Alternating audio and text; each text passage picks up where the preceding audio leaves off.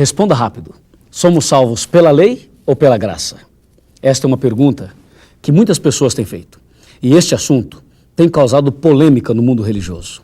Mas hoje, como eu sei que tem uma pessoa muito importante recebendo esse estudo, e essa pessoa é você, eu gostaria de apresentar com muitos detalhes, com muita clareza, o significado deste tão importante assunto, a lei e a graça. Aqui no livro de Romanos, no capítulo 6 e no versículo 14, nós temos o versículo principal que instala essa polêmica no mundo religioso. Diz a Bíblia: porque o pecado não terá domínio sobre vós, pois não estáis debaixo da lei, e sim da graça. Esse é o problema.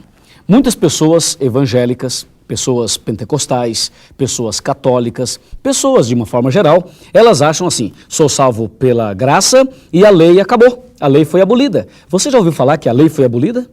Bom, primeiro, você sabe o que é lei? Quando a Bíblia fala de lei, o que a Bíblia se refere? A que ela se refere?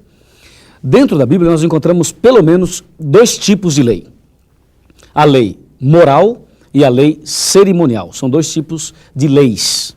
A lei moral, nós a conhecemos como os 10 mandamentos.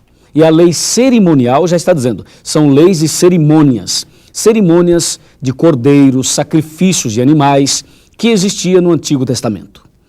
A pergunta continua: somos salvos pela lei ou pela graça? O texto de Romanos 6,14 diz: não estais debaixo da lei, e sim debaixo da graça.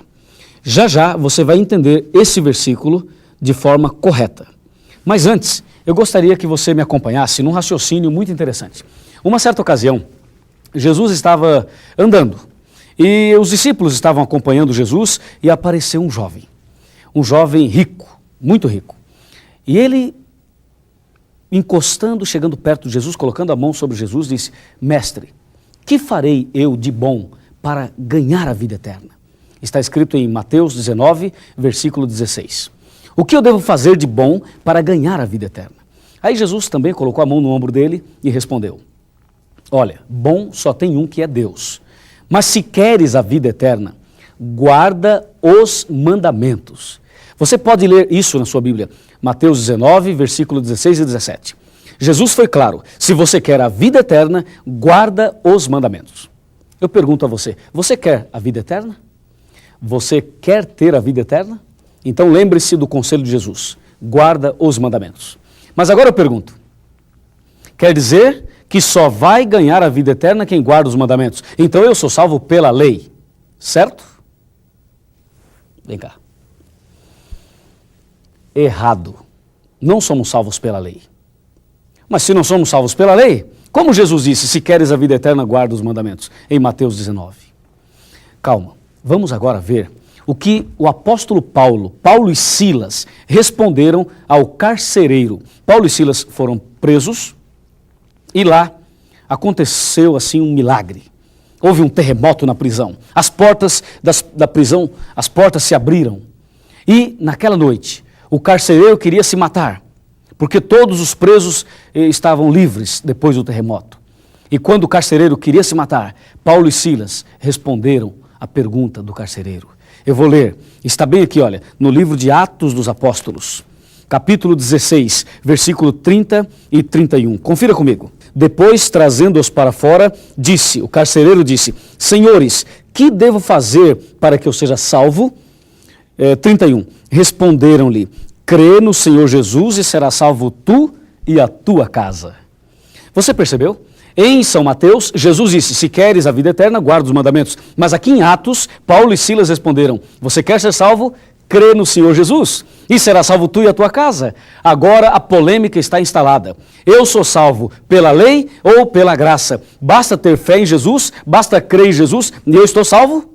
E não preciso guardar os 10 mandamentos? Ou eu preciso guardar os 10 mandamentos? O que você acha? Diz aí. É difícil, não é? Mas lembre-se que foi Jesus quem disse: se queres a vida eterna, guarda os mandamentos. E Paulo e Silas afirmaram: se você quer ser salvo, crê no Senhor Jesus e será salvo não só você, mas também a sua família, a sua casa. Quem está certo? Paulo ou Jesus? Jesus ou Paulo? Pela lógica, seria Jesus. Mas Paulo falou inspirado pelo Espírito Santo. Foi o próprio Deus quem inspirou Paulo a falar e a escrever essas coisas. E você percebe que esses 2 versículos deixam uma dúvida. Mas esse assunto não é tão complicado quanto parece. Se você ficar atento como você está agora, você vai entender o significado de tudo isso. Mas antes, veja, Paulo e Silas responderam: crê em Jesus e será salvo tu e a tua casa. Agora, de uma forma muito tranquila, eu vou sentar, você vai me acompanhar e eu gostaria de apresentar a você um versículo surpreendente. Aqui, na palavra de Deus, no livro de São Tiago, no capítulo 2 e no versículo 19, crês tu que Deus é um só? Fazes bem, porque até os demônios creem e tremem. O demônio também crê. E agora? Paulo e Silas falaram: crê em Jesus e será salvo tu e a tua casa. E agora diz a Bíblia: você crê em Deus? Fazes bem, mas os demônios também creem. E eu pergunto a você, de acordo com a Bíblia, os demônios serão salvos? Os demônios creem e eles vão entrar no céu? O que você acha? Só porque creem? Não, eles são demônios e os demônios estão perdidos, totalmente perdidos, não tem mais salvação para eles. E você viu, Tiago 2,19 diz: você crê que Deus é um só, você faz muito bem, mas não se empolgue, porque o demônio também crê. Crê por crer, saber que Deus existe, saber que Deus é tudo de bom, o diabo também sabe, e isso não altera nada. Você e eu sabermos que Deus é bom, cremos em Deus, acreditar em Deus, não significa que a pessoa já está salva. Até os demônios creem e tremem. Os demônios creem e tremem. Amigo e amiga, sabe por que os demônios creem e tremem?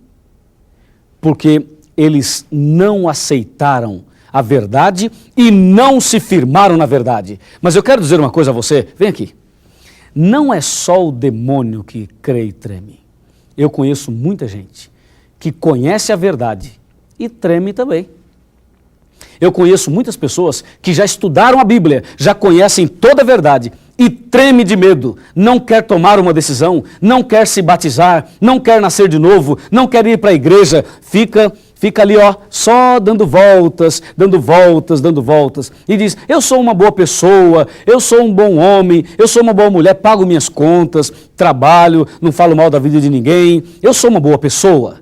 Mas isso não basta, crer em Deus não basta. Ser um bom homem não basta. Lembre-se, os demônios creem e tremem. Há muitas pessoas que conhecem a palavra de Deus e tremem, não tomam uma decisão.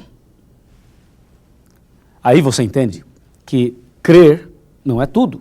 É preciso crer e obedecer. A palavra de Deus diz: se queres a vida eterna, guarda os mandamentos. E Paulo e Silas responderam: crê em Jesus. É importante juntar as duas coisas. Aí nós temos a resposta completa e total. Vamos agora para o computador e eu vou te explicar em detalhes e vamos juntar as duas coisas, a lei e a graça, a fé e as obras. E aí você vai entender. Vamos aqui para o computador. Veja, o tema de hoje, a lei e a graça. Não debaixo da lei e sim da graça. Eu pergunto a você, quem é que está debaixo da lei? É quem obedece à lei ou quem desobedece à lei? Resposta é clara, é quem desobedece. Por exemplo, uma pessoa que está presa numa cadeia, num presídio. Por que ela está lá? Porque ela quebrou uma lei, então ela está debaixo da lei. A lei diz: não matarás. Matou, vai para a cadeia. A lei diz: não furtarás. Furtou, vai para a cadeia. Então quem está preso está debaixo da lei. O apóstolo Paulo está dizendo que o verdadeiro cristão não está debaixo da lei, não debaixo da lei. Quem é cristão não está debaixo da lei, por quê? Porque obedece à lei. E quem